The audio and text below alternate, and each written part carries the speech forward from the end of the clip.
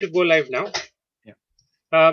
So good afternoon, everybody, and welcome to yet another Q&A session on Hinduism.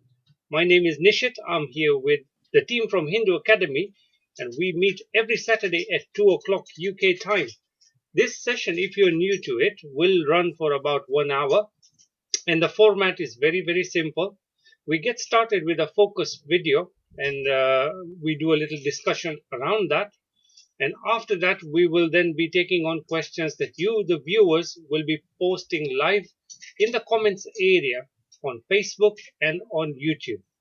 If you are watching us elsewhere, then let me just point you to the YouTube channel and the Facebook page. It is at Hindu Academy. So without further ado, let me just showcase the video of the day. This is to do with putting Hinduism in a modern context. Now, if you go by the traditional Hinduism scripts and Purans and etc., sometimes you might not, that will not sit with you in today's modern world. The kids of today cannot relate to those old documents. So, what is the way forward? How can we bring Hinduism into the modern era? And this is the video that we're going to be showcasing, and then we will have a little discussion around that. So I hope you enjoyed this. Let's get started.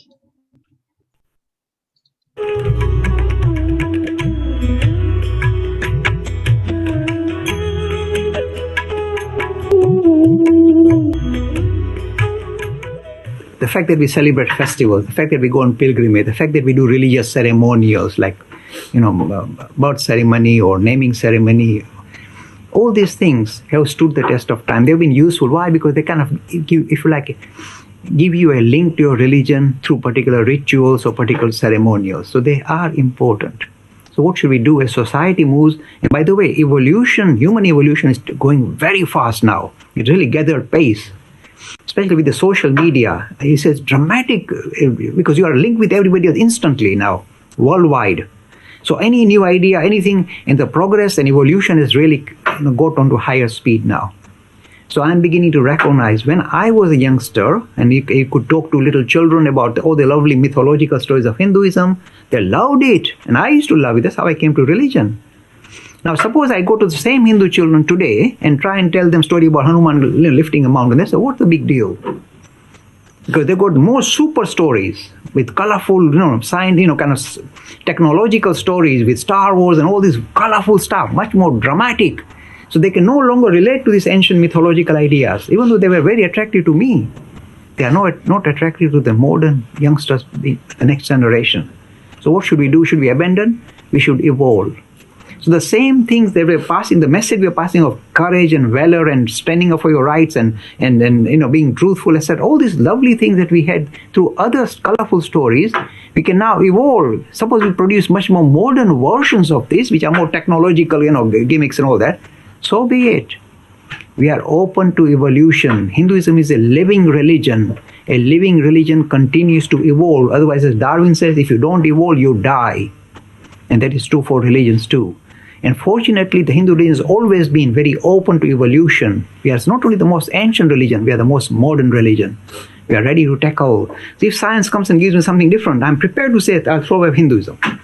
If there's issues that appear out of science which now kind of challenge my beliefs of Hinduism, I will happily abandon those ideas of Hinduism.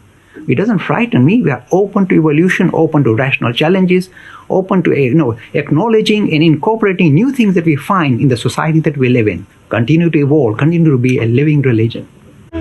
Free e-learning course in Hinduism. To register, please visit www.hindu-academy.com. Talks on Hinduism, sponsored by People Care, encouraging caring for the elderly in their own homes. For more information, please visit peoplecare.com. Wonderful. So this is a really interesting topic because I know lots of youngsters of today, they don't go to the temple, they don't participate in many number of cultural activities. It is simply because they can't relate to some of these things. So it's going to be a really interesting topic, and I'd like to call upon the team that we've got here. Let me just bring forward the team here. So every Saturday we got Manish Bhai, Vijay Bhai, and Sita Ben. along with myself, trying to answer these questions that you, the viewers, have been posting. So, Manish, over to you to carry on with the rest of the Q&A whilst I get on to the live stream and try and answer and pick up the questions in the comments. Thank you, Nisit Bhai. Wonderful topic today. As we see in the modern society and world, children are now using modern gizmos, mobile phones, tablets, and we're finding it hard to get them engaged to Hindu ideas, the stories of past, and how do we move forward with that, and how do we evolve, Vijay Bhai? Our story so that I think, get them. the video we just saw, it's actually so crucial. And what Jay Bai says is absolutely right, because think about it. I'll just give you an example of my children. I mean, they've been growing up with, stories of fighter planes, modern weapons, all kinds of immense technological strengths. Now, you can't compare that with the olden times when they had the Gada or, I don't know, little weapons. The whole idea has changed now. So for them, if you talk again, but SSJ, what's the big deal? Getting a mountain. We got powerful machines do all kinds of things now. So I think it's very right that we should send these messages of, say, morality or all this deeper messages carried by the ancient Hindu stories, Puranic stories as well. We should kind of put them in a modern format that the modern children can understand. I mean, there are things that children do nowadays that even I wouldn't have dreamt of, like some of the games they play. Mario Kart. I know what some really strange. There was one game I think my son was playing where he had to deliver some sort of a food to a war to an enemy without taking a weapon. So all these new games teach about different kind of morality stories. And I think we should move on with the time, because if we keep on getting stuck, I think there'll be a huge disjoint, because the way they see things is so different from us. So really we need to move on and change the stories and I think modify in the context. I mean, today Spider-Man, Superman are far more popular than some of the ancient 80s we had. And there's nothing wrong with it, because there's a tremendous message there as well, moral message. So I think we should try and somehow move with the times and accept that that's okay, also part of our evolution. There is nothing wrong with that. And please don't be afraid. I would say to my fellow Hindu brothers and sisters, it's okay in that sense. Yeah, Sita Ben, would you like to add on that? Yeah, I mean, I think you've basically covered it. It's times have changed dramatically now, and I try and get my 3-year-old daughter, into all of these wonderful, colourful stories of Hinduism. And yeah, she does like it, but she equally loves Anna and Elsa from Frozen, and she'll love all the recent modern stuff as well. It's just very difficult because you're trying to sort of strike the balance to make sure they're aware of their culture, but also try and make sure that they're sort of getting the moral message from these wonderful stories.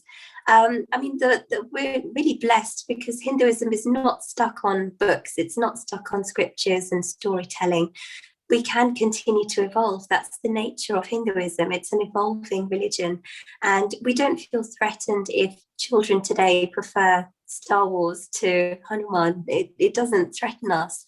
So in that sense, we're very lucky in the sense that Hinduism is such a broad and vast tradition and religion, really. So that's it. Thank you, Sita Ben and Vijay Bhai. So staying with this theme, as we see, some traditional Hindus would really, be not happy with this idea that we got these wonderful stories, especially Bhagavad Puranas and Ramayana, that they love, and they wouldn't be happy with making any changes. So how do we deal with that, Vijay Bhai? I think, I tell you, it's very, I know there'll be a lot of traditionalists who say, no, we should not do this. Yeah, we lose the message, we lose the, but I'll give you some examples. One example is, I've seen this Matrix series of movies, yes? And you'd be surprised, the makers of Matrix actually based on the Advaita idea of philosophy. As a matter of fact, if you watch those movies, the last final battle between, I think, the computer and the personality, I think Keanu Reeves, the entire verse is all from Sanskrit. The whole battle is for Sanskrit verses, yeah? Asatoma. You listen to it very carefully. There's a huge Sanskrit. In effect, they're actually taking Hindu ideas to present in a modern context. And that's where, in many ways, it's a good thing because they're subtly passing an ancient message in a modern framework for the West. So instead of getting kind of agitated about it or get angry, we should really be happy and blessed. Actually, people out there are doing this. Similarly, Sita mentioned about Star Wars, the idea of the force, energy. I mean, it's very Hindu idea in one way because we believe in the idea of, divine force, the principal force, not a personality base. And these ideas profoundly come out. I think the ones who should be threatened are not us, but I think the Abrahamic faith, sorry to say, because they are stuck on the book. We are not, yeah. So I think we should respect even the views of the traditionalists. Please don't go and just say, oh, no, you're backward. Let them believe. Hindus accept that it's okay for them to have their own views. But I think we should also realize that as we move forward, let's use some of these profound Hindu ideas. We have such beautiful, amazing, gems. Let's put them in a modern context, like this Matrix movie I was talking about, yeah. And so many other movies are coming in there. Let's do it in that kind of format. There's so many movies also coming out regarding vegetarianism. So several ideas from Hinduism are being put in a modern context for the wider world. And I think it's a beautiful thing. Yeah. So yes, let's the traditionalists, let them believe, respect them, but let's also move on. Sita Ben? No, I agree completely with you. So we keep the traditional aspect as much as we can, but as time goes on, the younger generations are going to find more popular sort of ideas to be more appealing. What's coming out in the films and the cinemas, and at the moment, and because that's what their friends are talking about, so that's what they want to be interested in. But then again, we try and sort of hone in both the traditional as well as the modern. And as Vijay Bhai was saying, a lot of these modern sort of films and all of that are incorporating a lot of Hindu philosophy in their thinking. Another film that it reminds me of is the film Avatar, because they use a lot of Indian philosophy within that film, and it's one of my favorite films for that particular reason. So in a way, we're actually carrying on, but it's just sort of the external sort of forms and characters are changing. The message is still as powerful as it was thousands of years ago. So we should hopefully be able to just go with the flow. Wonderful answer there, Sita Ben and Vijay Bhai. So as we see now with the way children are interacting with social media and new equipment that they have, so should we be moving away from books and create a content that is Hinduism based and that presents Hindu ideas in modern context? Is that the way forward, Sita Ben? Yes, we're very lucky. We're not just restricted to books anymore. So yes, books are very important, but why not utilize other tools which the children are using? They see their friends using all these iPads and screens and all of that to present these ideas too. There's nothing wrong with that. In fact, it can make it more appealing and more relevant to them because they see all their friends using all these devices. Why not present these ideas on these devices too? So we're not just restricted to books. So in that sense, we're living in a very good time because we've got a variety of ways of presenting these ideas, these ancient ideas in a modern way. Vijay Bhai? I think you're very right, Sita. I think today we have so many different kinds of media. I mean, at one time, books and perhaps verbal was the only media we had. But TV, Facebook, social media, we have also discs, USB, so many kind of media. And I think we should use all kinds of media. Of course, we should try and also teach our children to use it responsibly, no doubt. But I've seen that some of the profound ideas. I mean, I've been thrown back so many times by my daughters who discuss amazing ideas on Facebook. And the reason why they do that is because they have these groups and they can discuss these ideas perhaps more freely among the groups. Like recently, my daughter at university told me that the supreme deity in heaven suffers from Munchausen disease, which is the idea of needing to inflict pain on somebody so they can actually worship you. So he has a need for us to feel pain, so we go to him and worship him. And why should such a god? And he kind of threw me out, right? She mentioned that. But they discuss some very interesting ideas. So I think we should accept there are many kinds of media to kind of discuss this, yeah. And it's a good thing as long as we know how to use it responsibly. Yeah. Wonderful answer there, Vijay Bhai. So staying with this, we've got two kind of scriptures. One is Puranas and Smriti scriptures, and one is Vedas and Bhagavad Gita, which are Shruti scriptures. So we could, make content based on the Puran stories and stuff. But how do we deal with Shruti scriptures? Can we pick up ideas from them and present in modern context? Sita Ben? Yeah, I mean, I think as we have discussed, these ideas are actually getting picked up not just by the Indian community, but by Western community as well. And that's why they sort of have been incorporating all these wonderful images of, or, you know, these sayings of may the force be with you, and these ideas that everything's essentially spiritual and divine, as in Avatar. So they are picking these ideas up, and possibly the fact that it's, you know, it's getting more widespread in this way means that these sort of wonderful spiritual gems which originated in India are actually permeating the world in a very sort of graceful and gentle way. It's not something where, you know, we're doing it by force and, you know, all of that. It's just permeating, and it kind of inspires people without sort of feeling like it's an imposition.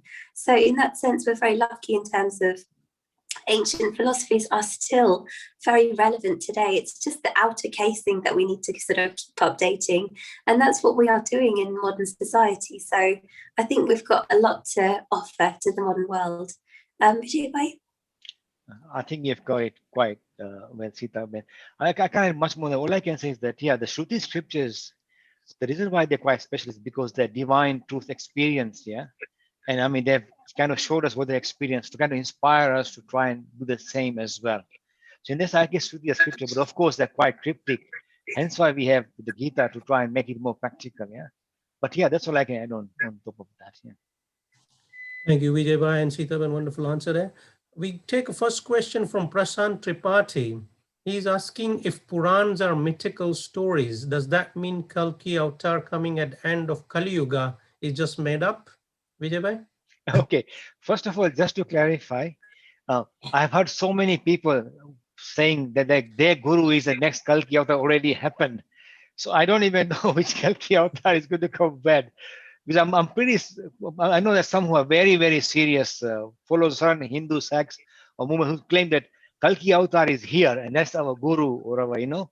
So I don't know what we mean by Kalki avatar. All I can say is that, again, Puranas are kind of mythical stories, yes.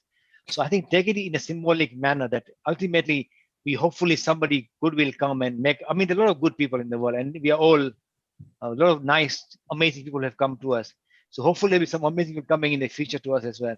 But remember one thing, rather than taking the Puran, take the Gita's message much better, which says that, you know, yada yada hi dharmas here. Glanir bhavati bharatam abhyusthanam dharmas atmanam sujam. That I will come again and again whenever the world requires me. That's better. We can't just say that after 10 it stops. But again, that's a Puranic story. So yeah, it's just again, as I said, take it in a kind of pinch of salt, yeah, in a symbolic manner.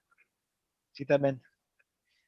Yeah, there's not much more I can add, really. I mean, because as we said, these are Puranic stories, so they're not the scriptures of higher authority. So you have to sort of take them for the colourful stories that they are.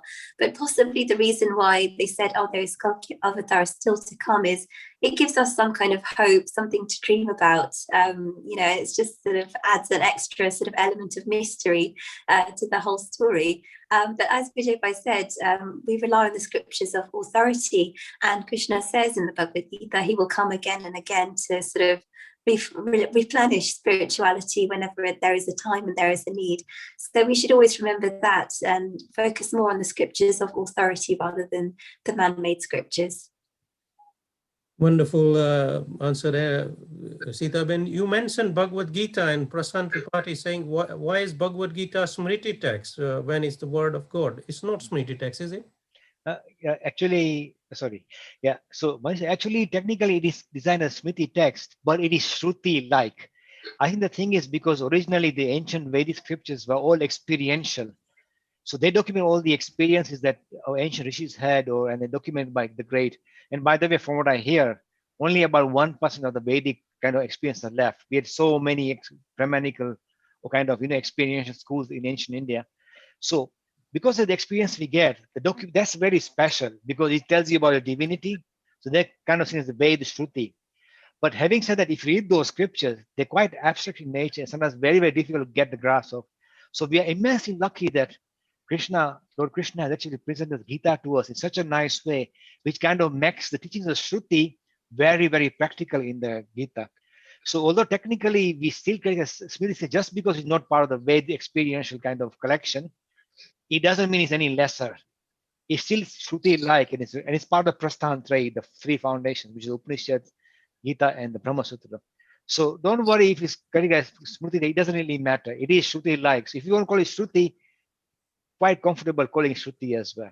Yeah. Sita Ben.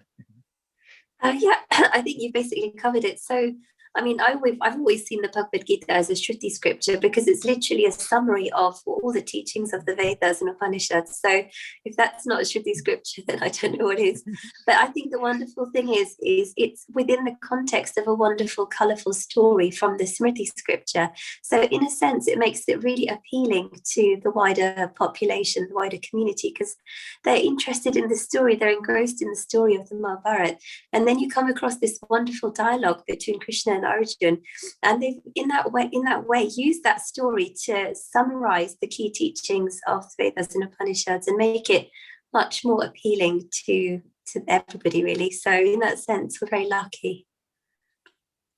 Wonderful answer there, Sita Ben. So we're staying with Mahabharata team. Vasavi Krishna is asking, in Mahabharata, Ashwatthama is mentioned, and he's one of the immortals.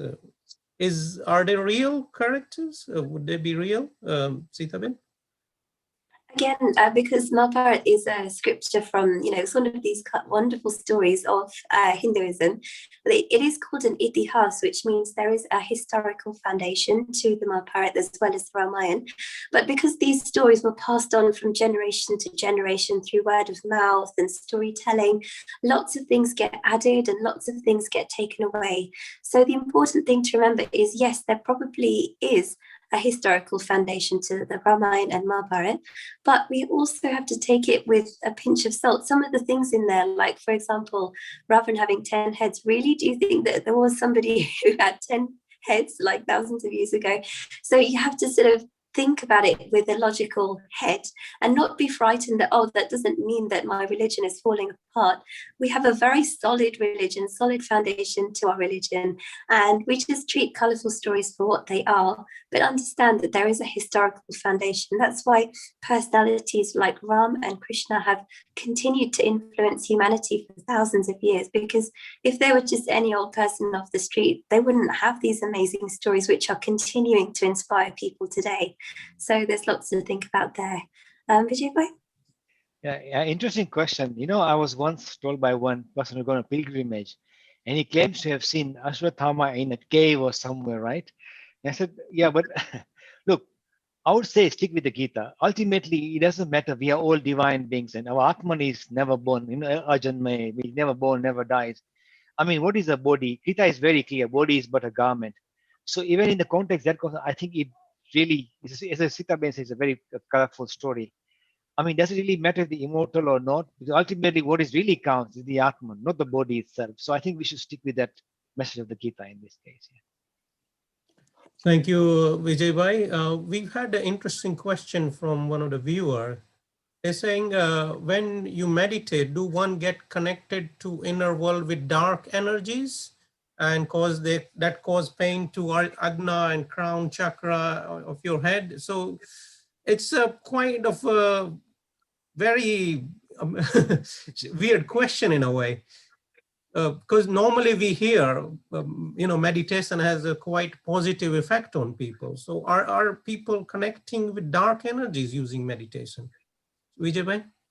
Look, I mean, I don't know why somebody says it, but to be honest, I mean, look, last week we had a very good session with Claudia, amazing session where, look, meditation is always by far good for you because your mind is always under stress, work related, family issues, money issues.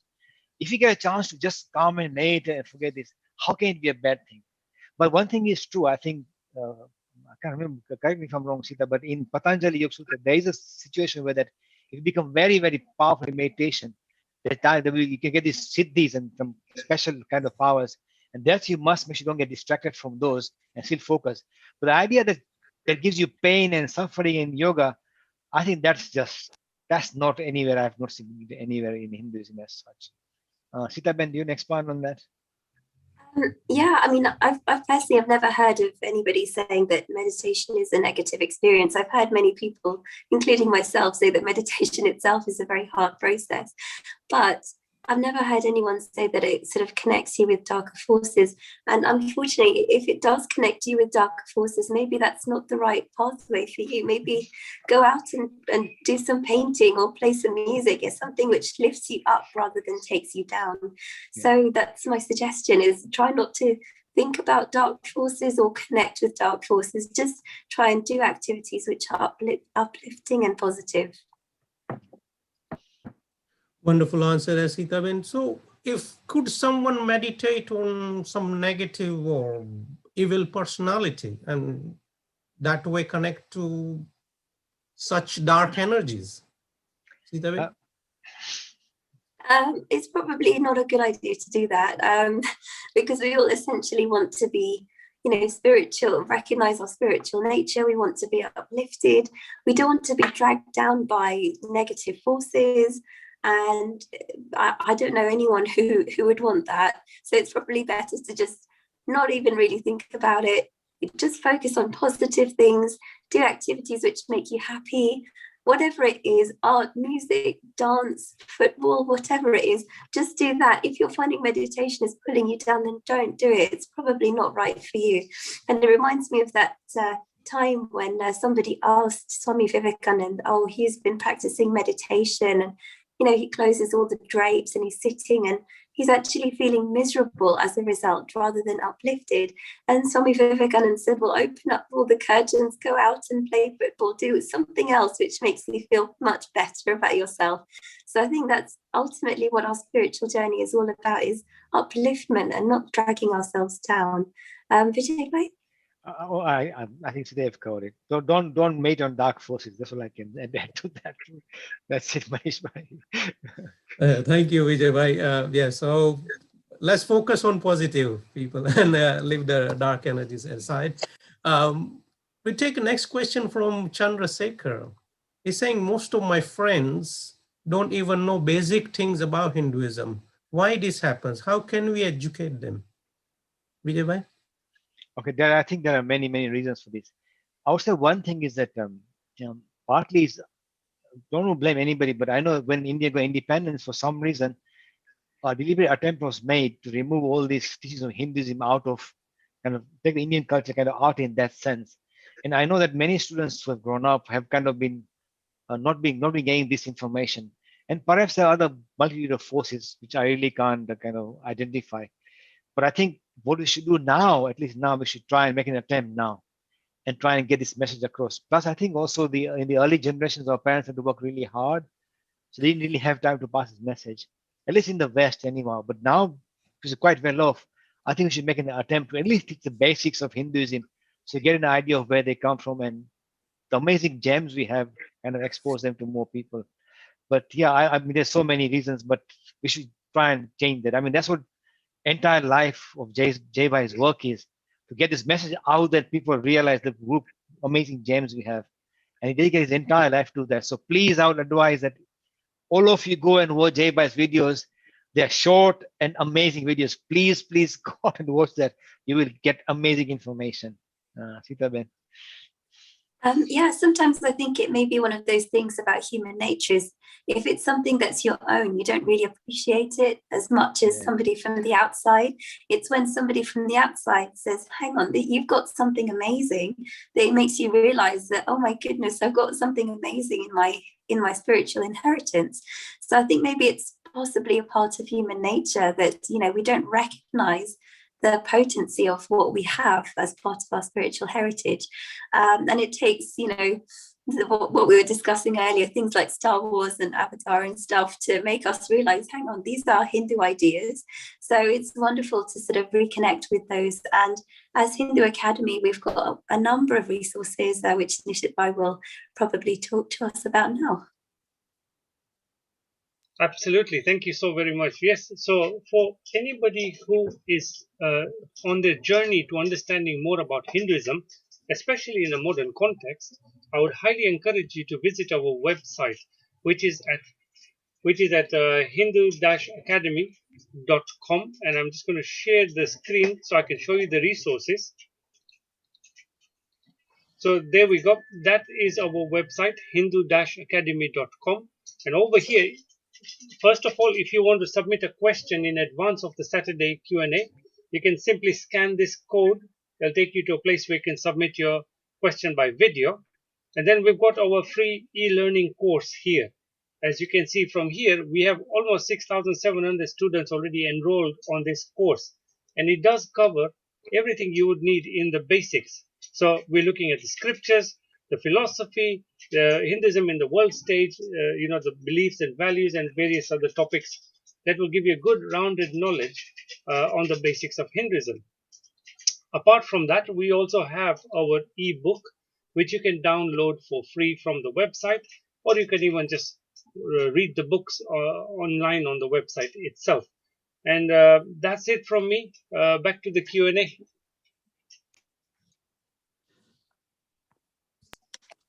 Thank you, Nishit Bhai.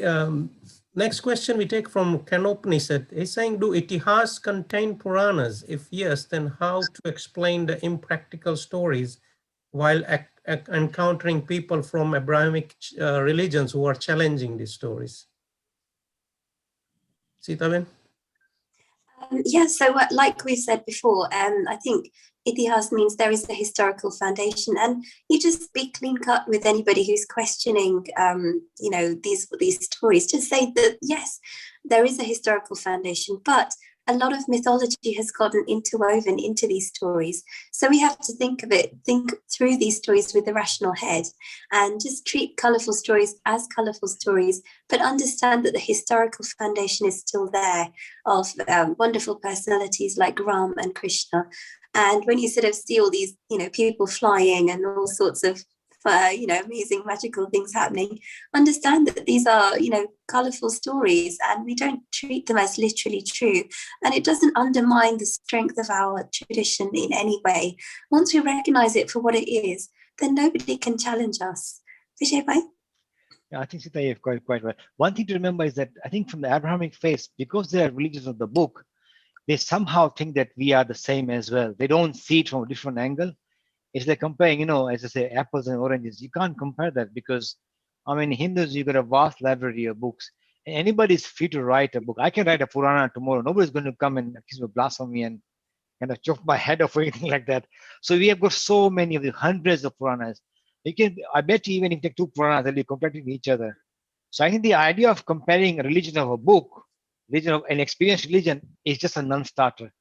And as Sita Ben said, Puranas are just stories and they expand. And we are happy with that because it's a message. It doesn't mean literally true. But I think if you challenge a person Abrahamic faith, make that very clear that we are not a religion of the book. We are religion, an experiential religion. Actually, all Indic faiths are based on experience.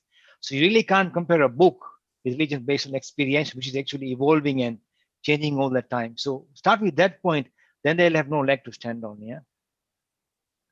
Thank you, Vijay bhai, for that wonderful answer. We take next question from Navdeep Singh Rathore.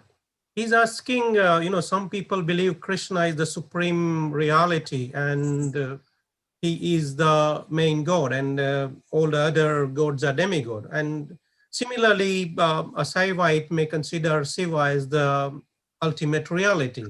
How do we, how do we treat this? How do we deal with it? Vijay bhai? Okay, tricky question. I don't want to get political here, but all I can say is that, yes, there are some movements of Krishna movements who believe that actually Krishna is a supreme deity and that's the only way to go to heaven or Gokul Dham. And if you believe in any other demigod, you'll have to be reborn at least once. And if you're lucky because you've been a good person, you get a chance to worship Krishna and go to. And I've heard it personally, so I can tell you I've had personal experience for that. But look, I think Shaivites, I haven't heard that. I think Shaivites are kind of more broader in their sense. They say Shiva could be, anything could be Shiva for them. Even the world is Shiva.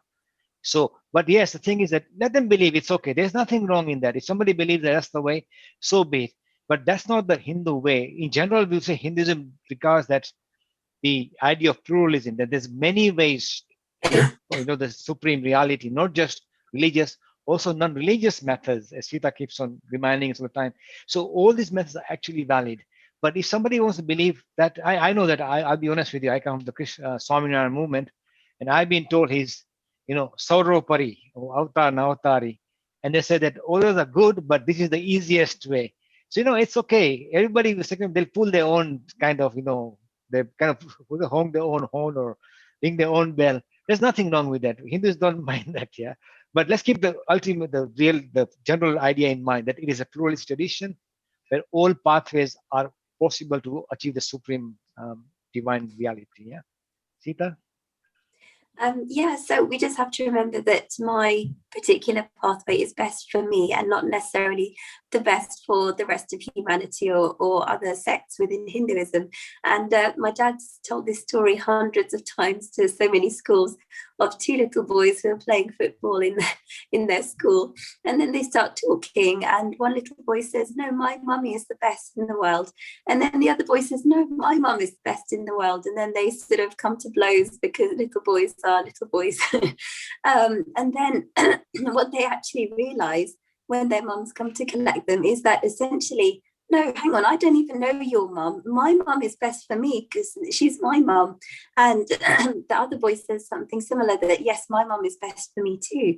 So essentially, we have to remember that we are all subjective human beings. We've got our own perspective, our own spiritual journey, and we have to make sure we don't impose our spiritual journey on others.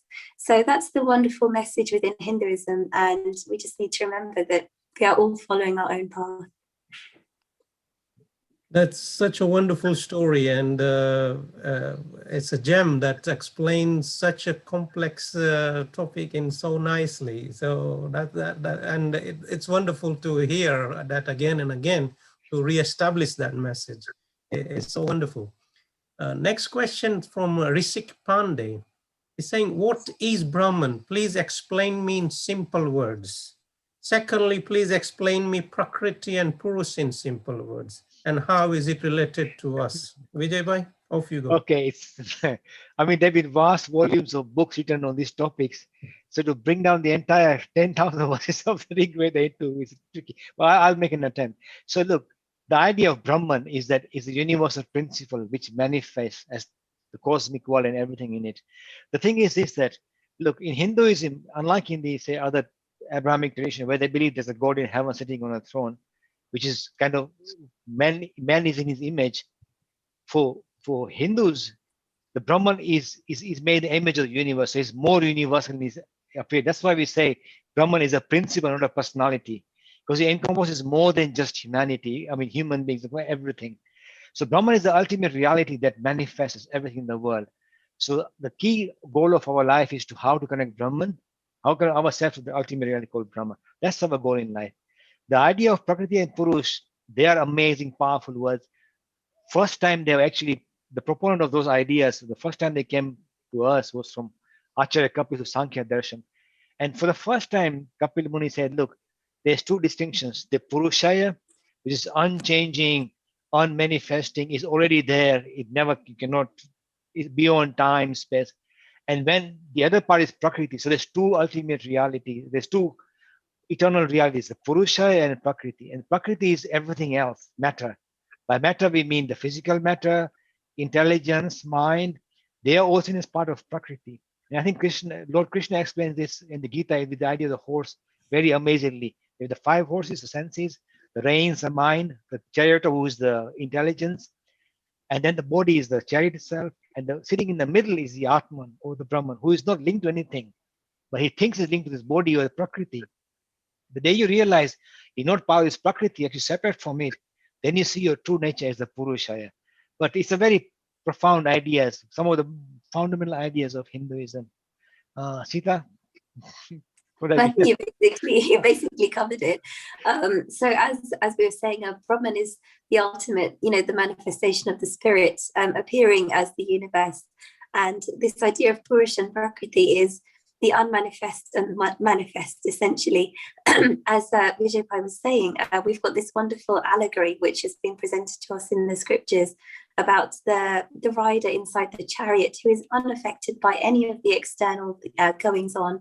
And we often forget that we are actually that rider who is just the eternal witness, who's just watching everything and not actually taking part in any of the activity of the horses riding down the road and the driver and all of that.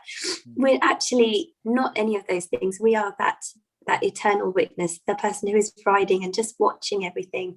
And it's very easy to forget that. And we think that we are all the Prakriti, but we are essentially the Purush. Wonderful explanation there, Sitaben Vijaybai. We take next question from Mahesh Jadhav. He's asking how to counter agnostic people. They can give logical answer saying universe is infinite, so we can't find God. So I think being agnostic is okay, isn't it? How do we counter agnostic people, Vijaybai?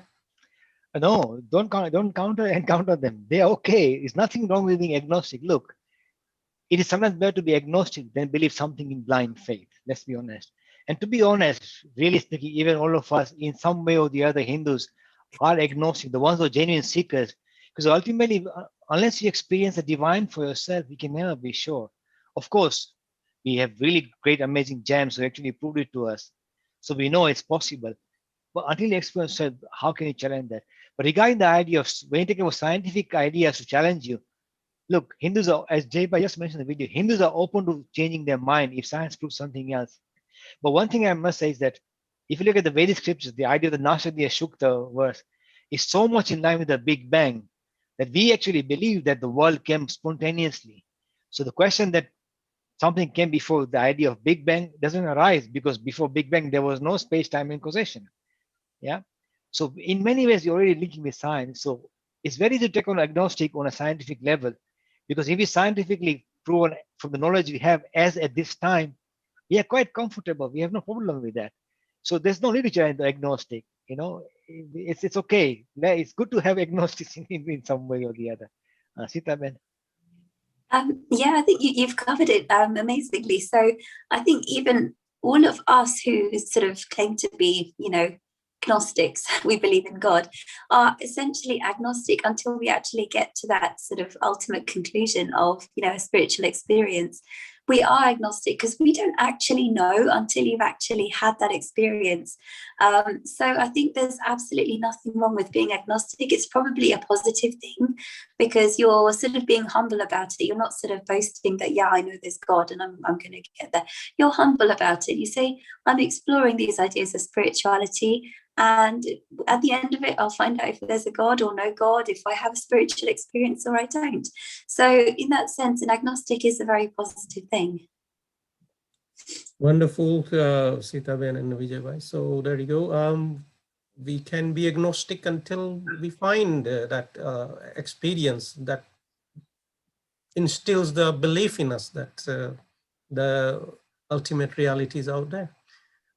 Next question we take from Abir Majumdar. He's saying, do Gyan yogis acquire or get siddhis? So we see, Ramakrishna Paramhans, before these people visit, he's able to see what the kind of person it is going to visit and all. So it's like he's getting premonition about people. And Swami Vivekananda, he was able to read books by just flicking pages. Do Gyan yogis acquire siddhis? Sitaben? Yeah, I think that's one of the amazing things is that when you do make spiritual progress, all of the pathways do sort of start aligning in a way. So as you make progress in whatever pathway it is, Raj Yoga or Gnana Yoga, eventually you're going to start coming across the same sort of things. And that's why we've got that wonderful example of everyone standing in a circle and discussing their particular standpoint and where they come from spiritually. And then when everyone is making spiritual progress and everyone takes a step closer into the center of the circle, everyone feels much more in alignment with each other because they are all making that spiritual progress. They're all making that spiritual progress together in that sense. So we are going towards the same goal despite the variety of different pathways. So yes, there is a very much a possibility of them aligning and the pathways aligning. Vijay? I think they have got it very beautifully. Yes, so even Gyan yogis can get siddhis. It doesn't matter which path you take. Of course, I think in the Raj Yoga by Patanjali, they're quite nicely documented how the siddhis work, but there's no reason why in other pathways you can't get siddhis as well, because as Sita said, ultimately they're all kind of linking together at some point or the other. Yeah. Wonderful answer there. We got an interesting question from Koraputia Bro. He's saying, what to do when our own brother and sister stand against Hinduism after converting to another religion? How to respond to them? Vijay bhai? Okay, it happens a lot. Sometimes people convert for whatever reasons. But what I would say is, I think one thing to realize that you should first stand firm in your own beliefs, and that you can only do if you know your own traditions well. And it's true that a lot of converts, especially converts, are much more stronger. And I've seen that they got much more kind of fervent belief in their new faiths. And that's something we have to take on. But I would say that please don't just give in and stand up. But sometimes it's also good to know a little bit about other religions. Then you can take them, because sometimes they say, oh, Hindus believe in strange things. But you'd be surprised if you look at some of their scriptures, they also believe in a lot of strange things, a lot of strange stories. So I won't cover them now because it's no point, but please also learn something about other faiths so you can understand, you get a broader vision of other beliefs. Then you can take a rational debate. But there's no point of arguing. If you argue and then you lose the plot. So debate in a rational manner, in a calm manner. And I think that's the way to take it head on and try and convince them, look, why did you convert and why do you think? Because you should defend your own beliefs as well.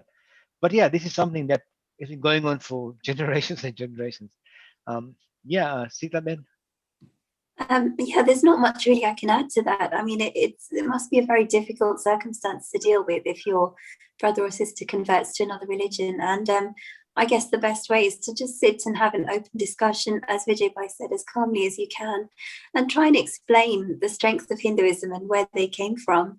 And if after that they still don't want to follow Hinduism, then we're a pluralistic tradition. So if that's the pathway that's meant for them, then we can't stop it. We're not out to convert anybody or reconvert anybody, but just make sure that people understand the strength of Hinduism and that we have a logical explanation to many things. So we are a very strong religion. Thank you, Sita Ben. We take next question from Prajwal K and Sunil Chaudhary. Prajwal is asking, what do you think from when did Kali Yuga started? And Sunil Chaudhary is asking, when will Kali Yuga end? Vijay bhai? Okay, I think I just remind what Sita said a while back. When you say Kali Yuga now, actually this is not a Kali Yuga. It's much better than the past ages we had. Look, this is again a Puranic idea that we have the idea of Satyuga when people live, I think, for 100,000 years. Then we have Kali Yuga, Treta Yuga when people live for 10,000. Then Dwapar Yuga for 1,000. And then now we live in Kali Yuga when people live for 100 years. This again is a Puranic idea, but please rely rationally on the idea of science. The science is very clear where we came from. We are all children of, at least if you live Africa, of one mother, which is Lucy. And I think India was probably about 60, 70,000 is the first man actually stepped in India. So look from that idea. But if you look at the history of mankind generally, bar say World War II and World War I, it's a very vicious, living, because think about all the conquest, Alexander, wars and wars have been fought. In many ways, I think we're living in a much better age than say thousands of 2,000 years ago.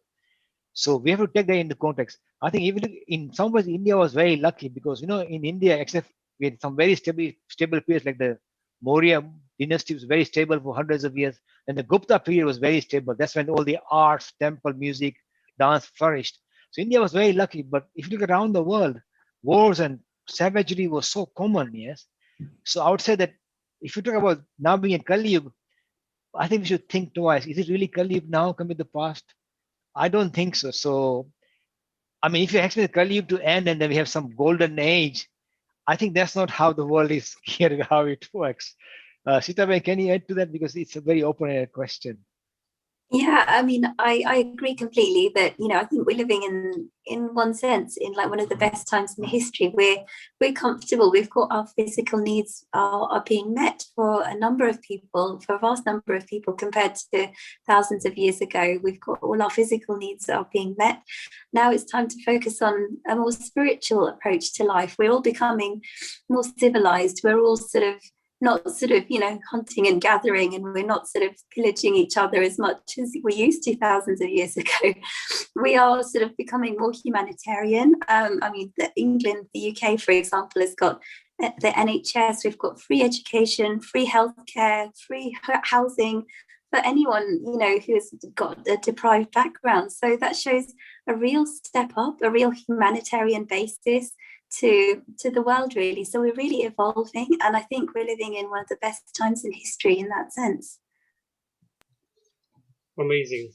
So I have a question. I'm going to ask it after this one. So this question is from Asha, who's watching us on Facebook. And the gist of the question is basically this. If I am a person who doesn't follow the traditions of rituals and things like that at home, then sometimes people call me as not a proper Hindu or an unqualified Hindu. How shall I react to this? Sita, you have a go. Oh, yeah, I mean, like we've said many times, rituals and all of the externals of religion do not define your spiritual inheritance and your spiritual journey, essentially. So you could very much be loving the teachings of Atman and Brahman and the gems of Hindu philosophy, but not be interested in the rituals and going to the temple and doing this particular puja. I know, for example, my dad, who is, Hinduism is his heart. He would not be interested in like all of these rituals and nothing. And that does not make him any less of a Hindu in any sense. So say to these people, this is the externals of religion. And essentially we focus on the heart of Hindu philosophy, and that's what we live by. Vijay Bhai? Yeah, I think that's a quite interesting question, because I know from experience that in India especially, there are many houses who take tradition very seriously, ritualistic very seriously. And I think if you can't do things in a particular way, then they will say, oh, you're not actually practicing Hindu. But look, as we said earlier, the world is changing, and a lot of people see the idea of humanity or serving humanity as a much more better endeavor than perhaps spending more time on rituals. And that's okay too. All I would say is do not denigrate people who like rituals and who believe in particular ways of doing things. Because we have pluralistic traditions, so I think we should also respect them. But I think also should be both ways. We should respect even people who say, look, I prefer to progress speech in a different way. We should respect that too. Amazing. Now, this brings me to my question of today. So you got on one hand the Abrahamic faiths, which are sort of one pointed, you got the book and you got to go by the book, sort of a thing. And then on the other hand, you've got Hinduism, which is very broad and vast and allows you to chop and change, as you would say. So there are two trains of thought. One is, well, you got a fixed way of going forward. And then you got Hinduism, which can allow you so many things. You can go by the book, you can go by personality, you can go by philosophy, you can go by atheism, you can be agnostic. I mean, it's very wishy-washy, if I would put it in the terms from the Abrahamic point of view, There's no prescription to it. So my question is this: seeing that all these things are coming to a boiling point where, as it is, modern kids of today, whichever religion you're in, they struggle to comprehend. One moment. Yeah, they struggle to comprehend this. And so my question is this: is religion going to be an obsolete thing in the future? Okay, I think the religion will not be obsolete, but it will evolve and change. Look, if anybody gets stuck in a particular book for so long, it doesn't change. Something that happened, say, 2,000 years ago, 1,500 years ago, the core which is pulling it from the modern world is changing. At some point, it will snap. So if you don't evolve, I think, as Jay just said, you die. I agree with that thoroughly in the video you just mentioned just now. You don't evolve, ultimately die. Look at the the Egyptian civilization. Lasted for quite a long time. Eventually had to move, right? Sumer civilization, they had to move. I mean, Hinduism, we have just survived for these 1,000 years because we have been evolving. The ancient beliefs of Brahmanic have changed and it's now changing again. And that's why Hinduism is still a living religion. But to expect something will live for that long, if you do not change, it will not work like that. I know there's a price to pay because, as Jay used to say, we are a spiritual democracy. Of course, if you believe in Abraham faith, it's simple and clear cut. You know where you stand. You don't have to think too much. Just believe and accept, and you get salvation. So, of course, in that sense, Hinduism is a bit more difficult because you're going to find your own path, and that can be very scary for some. But ultimately, maybe difficult at the start. But the fact that you got the freedom to choose gives you many, many, many options. So yes, you can. There's a balance in how you see the Abrahamic faith and in the kind of ideas. So what I would say is that's what Hinduism said. Look, use your own faculty and make your own progress. So there's pros and cons in both. Sita Ben. Yeah, exactly. Like you say, there's pros and cons in both. So I guess the pro of being a stickler for religion and following the book is that it gives you a very clear focus, and you know what you're supposed to do and not supposed to do, and that's it. You just have to follow it. And the benefit of religions like Hinduism is that yes, you are completely free flow. You can do whatever you like in many sense, and it can become very scattered. So that's the downside. But then the downside of being a stickler for your tradition and the book and all of that is that it doesn't relate to the modern world anymore. So the modern world has changed so dramatically. Probably it's changed the most in the last 100 years than it has over centuries, because of all of this sort of social media, internet, all of this host of new things has completely changed the world. So now it's more relevant than ever to keep it evolving, keep things moving, and keep things relevant. Wonderful answer there, Sita Ben Vijay. We got Claudia from last week joining us on Facebook. Thank you for joining us, Claudia Ji, and welcome on the show. And hope you enjoyed our question and answer sessions. We take one question. There are a few questions on moksha that people have asked. Someone's asking, what is moksha? Moksha, is there an end of reincarnation cycle? Is reincarnation a fact or just a perception? And one person's asking, by fixing mind on Paramatma, giving up worldly desires, controlling thoughts to focus on Vishnu, can we find moksha? Could we roll up one answer for all these questions, Vijay? Yeah, I mean, technically, there's so many pathways in Hinduism. But yes, basically, moksha means freedom, liberation from the current human condition we have. Does not matter what path you take. There's so many pathways to do that. And whatever path you take, ultimately is to free ourselves from a human condition. And if you do that, then you'll transcend the idea of reincarnation, the idea of karma, cause and effect. We don't apply it to you. You'll free yourself and transcend all that. So I can add on that, Sita Ben. Yeah, I completely agree. There's just so much to discuss. Reincarnation is one of the central sort of beliefs of Hindus, and it's one of the things that makes possibly the most logical sense. I mean, there's no way that we can actually know apart from some of the scientific evidence which has come through via Dr. Ian Stevenson, which my dad has talked about many times in his videos.